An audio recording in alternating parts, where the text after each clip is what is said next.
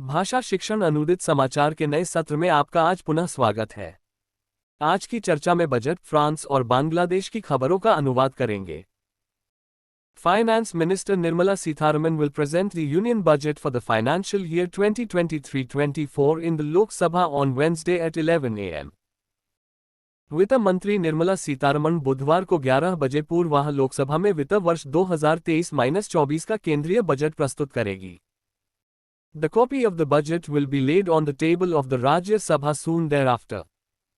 इसके ठीक पश्चात बजट की प्रति राज्य सभा में प्रस्तुत की जाएगी। A meeting of the Union Cabinet will be held in the morning to approve the Union Budget 2023-24. केंद्रीय बजट 2023-24 के अनुमोदन के लिए सुबह केंद्रीय मंत्रिमंडल की बैठक होगी।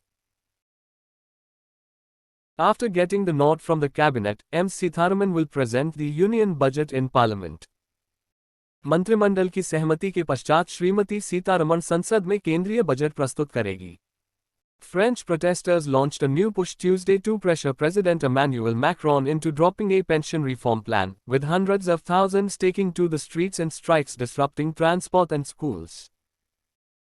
पेंशन सुधार योजना रोकने के लिए राष्ट्रपति इमानुएल मैक्रोन पर दबाव डालने के लिए मंगलवार को फ्रांस के हजारों विद्रोही सड़क पर उतरने और यातायात और विद्यालयों को बंद करवाने जा रहे हैं।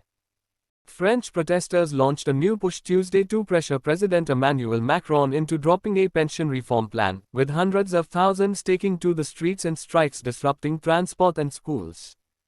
पेंशन सुधार योजना रोकने के लिए राष्ट्रपति इमानुएल मैक्रोन पर दबाव डालने के लिए मंगलवार को फ्रांस के हजारों विद्रोही सड़क पर उतरने और यातायात और विद्यालयों को बंद करवाने जा रहे हैं।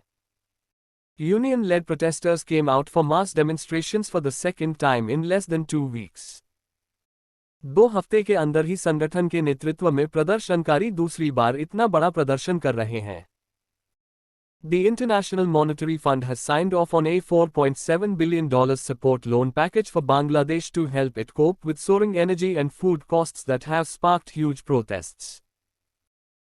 अंतर्राष्ट्रीय मुद्रा कोष ने बांग्लादेश के लिए $4.7 बिलियन के सहायता ऋण पैकेज पर हस्ताक्षर किए हैं ताकि जिस बढ़ती ऊर्जा और खाद्य लागतों के लिए विरोध प्रदर्शन हुआ था उससे निपटने में मदद मिल सके। Bangladesh and other South Asian countries dependent on fossil fuel imports were hit hard by sharp cost of living increases following Russia's invasion of Ukraine. Ukraine पर रूस के आक्रमण के बाद जीवाश्म ईंधन के आयात पर निर्भर बांग्लादेश और अन्य दक्षिण एशियाई देशों में रहने की लागत में भारी वृद्धि हुई है।